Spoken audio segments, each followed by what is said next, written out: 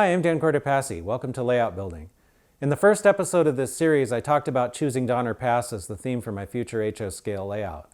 Well, I'm standing here in the train room, and as you can see, there's some drywall going up, and I'm hoping that before too long, I'll be able to actually start building a train layout in here, which is pretty exciting.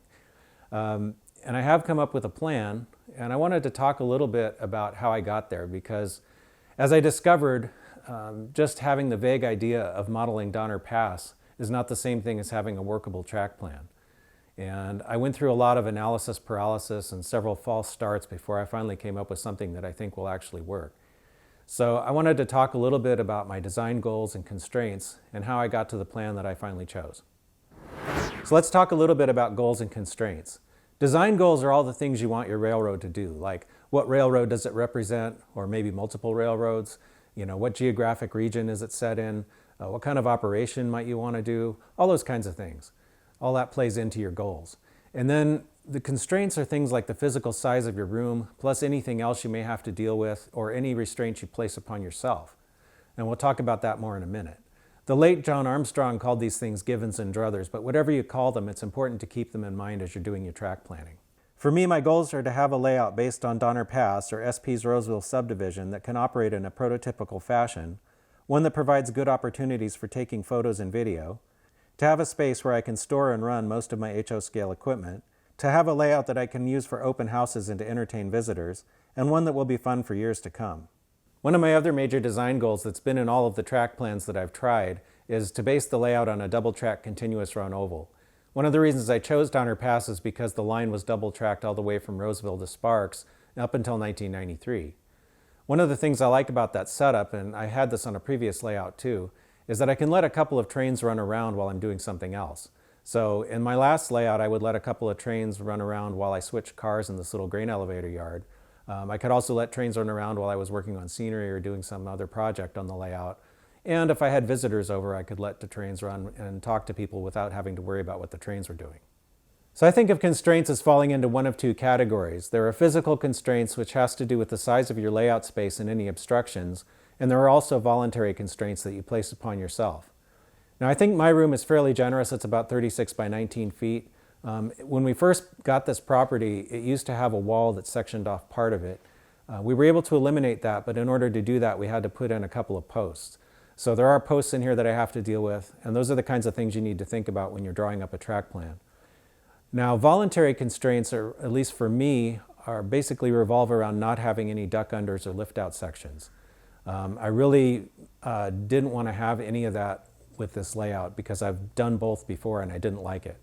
I used to have this layout that was in a spare bedroom, spanned a doorway, and I had a little lift out section, and I had it set up so that you could just drop it in, all the tracks would automatically align, and all I had to do was tighten 2 thumb screws and plug in a cord.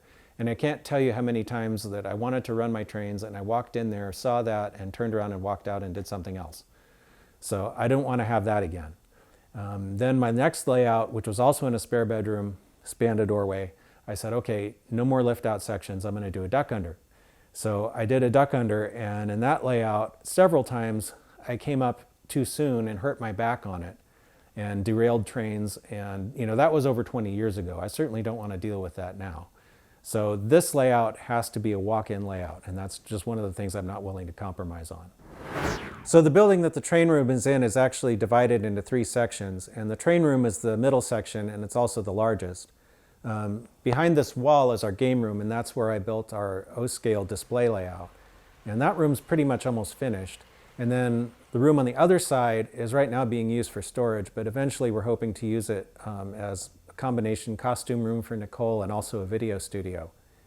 One of the things about that is because it's a storage room right now, it's really important to be able to move stuff between the game room and the storage.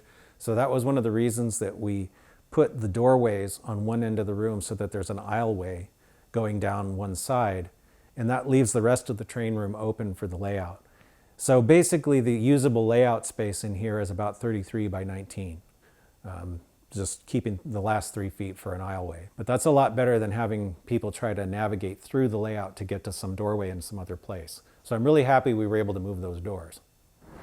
So this is by far the largest layout space that I've ever had, and it was a little daunting because of that. I've always designed small layouts. Like designing the Siren Creek was a kind of a different exercise than designing this layout for sure. For one, there's a lot more areas, there's a lot more to do, and there's a lot more you can potentially fit in. But I soon realized that you can't fit everything. So it's really good to do a track plan, even if you end up having some false starts like I did. I went kind of far down one road with one plan and ended up realizing that it wasn't going to work. But doing that was still a good exercise because it gave me more confidence that the plan that I did choose was the right one. There's a lot to take into account when you're designing a model railroad, especially a large one. I came up with some categories to help organize my ideas. Now, these might not be the same categories that someone else would come up with, but what's important is that if you come up with some categories, it's kind of a way to help organize your thoughts. Some of the big things on my list to consider were region, era, operation, photography potential, ergonomics, maintenance, staging yard capacity, minimum radius and grades, and train length. Let's take a look at these in more detail. In the first episode, I talked a lot about why I chose Donner as my theme, but as I quickly realized, that's just the first step. SP's Roseville Subdivision is way too long to model credibly in a room this size, even in N scale, much less HO. So it becomes a question of what do you include and what do you not. I'm going to go into more detail about why I chose the particular scenes I did in a future episode. In essence, though, what I ended up with was a double-deck plan that has staging in a portion of the line between Bowman and Colfax on the lower level, and selected scenes from Norden to Sparks on the upper level. The track arrangements in most places on the layout are based on what is or was at the actual locations. This is the concept of using layout design elements that I've heard discussed in some magazines. I've made some minor changes in spots due to space limitations or for operational reasons, but I tried to stay true to what was actually there. If the track arrangement in each location is based on the prototype and the towns are laid out in the right order, then the layout should operate like the real thing even if the distances between those locations are shortened. So I got into HO scale diesel detailing in the 80s, and at that time I was modeling the present day. Time doesn't stand still, however, and BNSF happened, and then Union Pacific and Southern Pacific merged, and I decided after that I wasn't going to model anything past 1996. And I've mostly stuck with that, but when I started getting into doing train videos, I started to buy some stuff that was outside of that era. That's how I've ended up with Tier 4 GEVOs and Great Northern steam locomotives. In any event, the era on my layout is going to be early to mid-1990s. Now, I'm purposefully not making it any more specific than that. I don't really care about absolute accuracy. I'm more interested in recreating the overall look and feel of the era. And that brings up an important point, is that when you're making a model railroad, you have to make it to please yourself. This is a hobby. You can make your own rules. You're not making a layout for someone else, and it doesn't matter if someone else thinks that your era isn't specific enough. What matters is that it's your layout and you're having fun with it. So for me, operation has several different aspects. One of them is to be able to operate the layout in a prototypical way. Now, since the track plan that I'm coming up with is based on the prototype, I think that should kind of be built in. We'll see. Also, I think eventually it might be fun to operate with other people and have, a big crew over to run trains. I don't want that to be a requirement, though. I have read some magazine articles about people who don't run their layouts unless they have, a dozen people available to help them. And especially after living through COVID, I just don't want to have to deal with that. So I think having the through staging is really going to help with that, because if I take a train just to cruise it around the layout, when it finishes its run, it's right back where it started. Another aspect of operation that I already touched on was continuous running. Now, besides being good when visitors are over, it'll also be really good for photography. I can set up a shot, and if I don't get it the first time the train comes around, I can just wait and let it come around again. Or maybe, because it's a fairly large layout, I can have time to move the camera and lights if I need to, and then get it coming through a different spot, and just keep doing that. Or sometimes I might just want to sit in here and watch trains go around, and rail fan my own layout. I think that would actually be pretty fun. So, that's a really important part of the plan for me. Another type of operation I enjoy is switching, and I definitely wanted to include that on the layout. I've never actually had a layout that was big enough to have a big yard, so I'm definitely looking forward to building one in Sparks on my layout. I think that'll be pretty cool. I've also got a smaller yard in Truckee, and there's also a small yard in Colfax, plus an industrial area in Sparks, so I think there'll be plenty of switching opportunities. Another aspect of operation on the Donner Pass line in the 90s was manned helper operations, so I think that should be pretty fun too. So I could probably do a whole program on designing a layout for photography, and maybe eventually I'll do that. But for now, I just want to talk about one thing, and that's the scenic depth. That means the distance from the fascia to the backdrop. All the scenes I've designed are fairly deep. And it's not that I want to put track all the way back to, spots that are hard to reach. But I want to have stuff behind the track and stuff in front of the track so that when I frame a shot, it looks more natural and more realistic. I know there's some people who've written articles about operation who say you only need 6 or 8 inches and you run a track through that and then you don't have to build so much scenery. And that might work for some people, but it's a little harder to photograph when you do that. And also, one of my pet peeves is I don't like to see the fascia in the shot. So I want at least in most places, I would like the fascia to be away from the main line and preferably have the foreground slope down a little bit so that, I can get in there and make a shot that you don't see any of the unrealistic stuff, just the scenic, layout and the train running through it. So maybe, it might fool somebody for 5 seconds, but that's kind of what I'm after with that. And the same thing with the backdrop. I think it looks better if there's more distance between the rails and the backdrop. Also, it allows you to maybe not have so many shadows on the backdrop, because you could take some of the things that would normally make shadows on the backdrop and maybe place them a little closer to the front so that, that doesn't happen. Ergonomics is another important thing to think about when you're designing a track plan. I've already mentioned that I'm not a big fan of duck unders or lift out sections. I really like the idea of being able to walk around and follow a train without having to stoop down or crawl over something or move something or whatever. That's important for photography as well, because if you're trying to move a tripod around with photo lights, having barriers just doesn't make it any more fun. Aisle width is another important consideration. I've been on layout tours, or I've filmed a couple of layout tours, I should say, in even a couple of well-known layouts where, I was cramped in there like this because the aisleways are so narrow. And, trying to wrestle a tripod and photo lights in there is even more fun. So, I've tried to keep the aisle widths on this plan to at least 3 feet.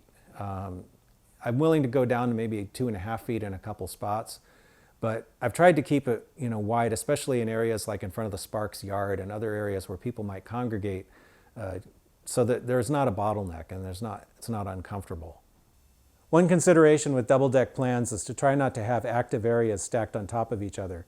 So for example, you don't want to have a town on the top level with a lot of switching right above a town on the bottom level with a lot of switching, because people who are operating in those areas might get in each other's way.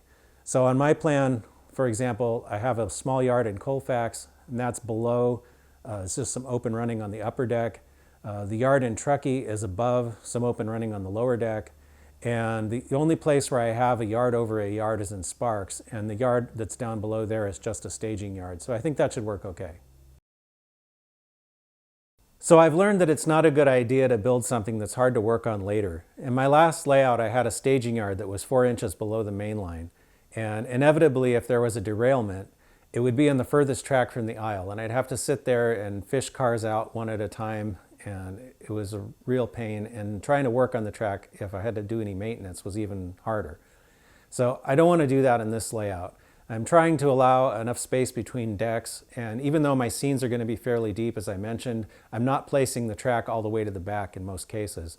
The only exception to that might be in the staging yards, and I'm considering possibly making some things like the turnout ladders removable, so that if I have to maintain them, I could pull the whole thing out as a unit. We'll see. I'm not quite to the point of engineering the layout to that level yet, but it's something I'm considering.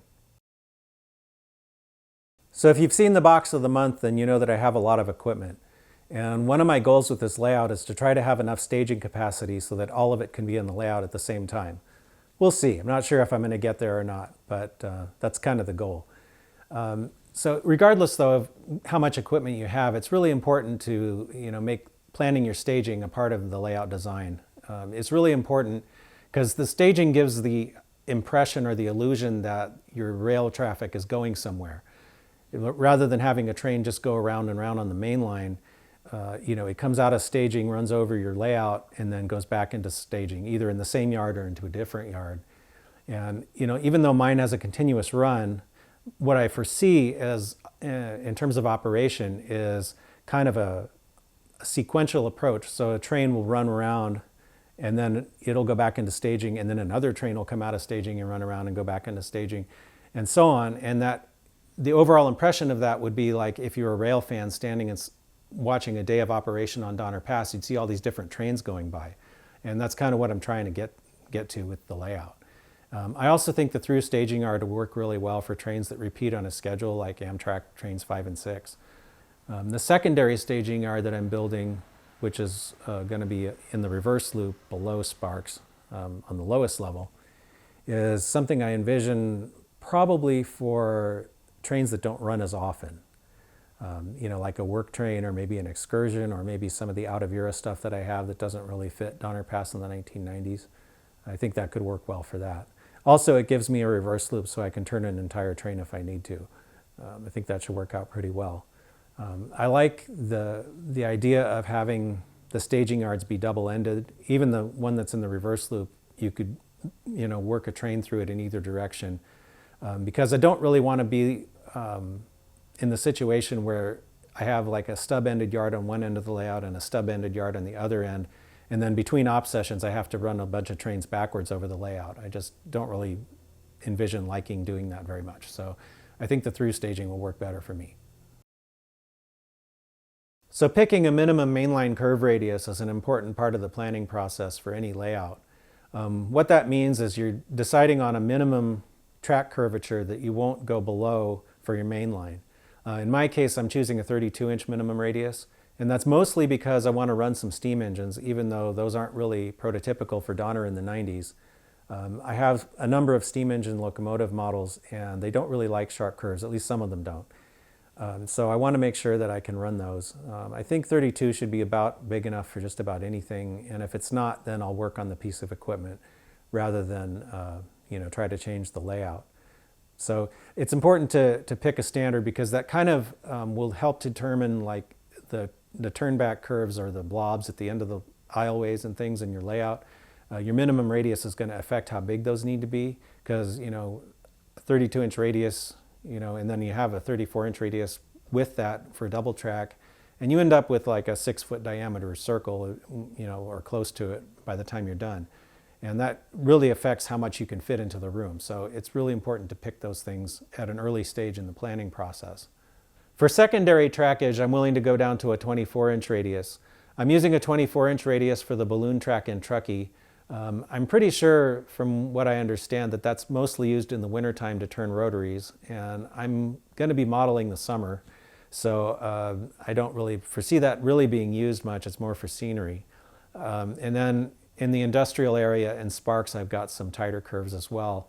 But, I'm not going to use the big steam engines to be switching cars in an industrial area. It'd be more likely to be a GP40-2 or a GP38-2 or something like that. So I think that should work fine. Figuring out your maximum grade is another really important part of the planning process. In the real world, railroads try to minimize their grades as much as possible because the steeper the climb, the fewer cars you can pull with a given amount of power. My last layout, I had 4% grades, which means the track would go up 4 inches for every 100 inches of linear travel, and that was pretty steep. Caused some issues, and those were with shorter trains than I'm planning to run on this layout. So for this layout, I've decided on a 2.5% maximum, which is comparable to the maximum grade on Donner Pass. So another really important design consideration is figuring out your maximum train length. I'm shooting for a train length of 20 feet. Which in HO scale equates to about 4 6-axle diesels and 25 50-foot freight cars. Now that's not to say that every single train is going to be, exactly that, but it gives me an idea of just for planning purposes.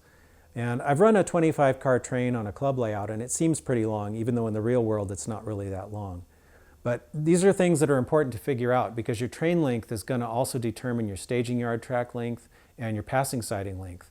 Now on Donner Pass, since it's double track, the passing sidings aren't quite as critical, though there are a few. But especially if you have a single track plan where trains are going to meet each other and one train takes the siding while another one goes by, you really have to make sure that those are going to accommodate the trains that you want to run. So it's really important to figure this out. Now I could probably, with a room this size, I could put together a train that was a lot longer than that, but there would be nowhere to park it. So other than doing it just as an exercise to run a really long train, it wouldn't be a very useful thing in terms of normal operation. Train length will also help determine the spacing between signals if you want to have signals on your layout. And I would eventually like to do that on this layout, so that's another reason to keep that in mind. So in a future program, I'd like to talk more about how I arrived at the plan that I did, but so as not to keep everyone in suspense, let's take a quick tour. Though mostly a double-deck layout, I designed a partial third deck that will house a secondary staging yard built in a reverse loop. This will connect to the layout via a Y so that trains can enter and leave either eastbound or westbound. This deck is only going to exist in part of the room. The middle deck has the main through staging yard, which I'm calling Roseville, though it's not meant to be prototypical. There's a roundhouse and turntable coming off of this at the far end where I can display steam locomotives. This area is pure fantasy and I want to light it like a display case. This is far enough removed from the main layout that I don't think it'll be a distraction. Heading eastbound out of the staging yard, there's a freelance diesel storage area where I can park some of my locomotives. I'm going to make this look like a diesel servicing facility, but it's really just a form of staging where I can park more locomotives. This is also the location of the Y that leads to the secondary staging yard. The prototypical part of the layout begins where Interstate 80 crosses over the main at Bowman. From here, the line runs through the Sierra foothills to the flyover at Applegate. After rounding the end of the aisle, the line enters Colfax, where I've modeled a condensed version of the yard. I had to eliminate the Y at Colfax because there's no room for it, but otherwise the plan is based on the prototype. Colfax is an Amtrak stop as well as a location where helpers can be added to eastbound trains. As I was doing the plan, it occurred to me that my module here is fairly close to what's at the east end of Colfax, and that got me thinking that maybe I could use it as part of that scene. So I will need to reverse the crossover and maybe redo the track a little bit, but this industrial spur that's here is in the same orientation as one that's in the real town. So keeping this module will also allow me to save the Southern Pacific style ballasted deck trestle that I scratch built. I really like taking pictures on it, so I'm happy about that. And that also means that part of the layout's already here. After Colfax, the line enters a helix to the upper deck. Coming out of the helix, we arrive at Norden. I had to bend the tracks a little to fit the space, but there's room to model the unique covered turntable that once existed there.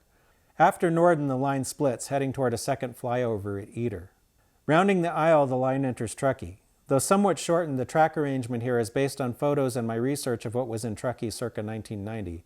I've included the balloon track at the end of the peninsula since it's kind of a space eater. So Truckee is another Amtrak stop, and it also offers some switching opportunities. East of Truckee, the line passes through Boca and the Truckee River Canyon. I don't really have room to model much of the line through Reno, but I will try to suggest it. So Sparks was an Amtrak stop in the 1990s, and from what I've been able to gather, also a crew change point for many trains. At the east end of Sparks, above a second helix that goes back down to the staging yard, I've included a freelanced industrial lead that is meant to be reminiscent of some of the real industrial trackage in the area, but rearranged to fit the available space. In a future episode, I want to talk more about the specifics of the track plan and how I got here, but I think this is a good place to leave it for now. If you like this video, then please like and subscribe. Stay tuned and thanks for watching.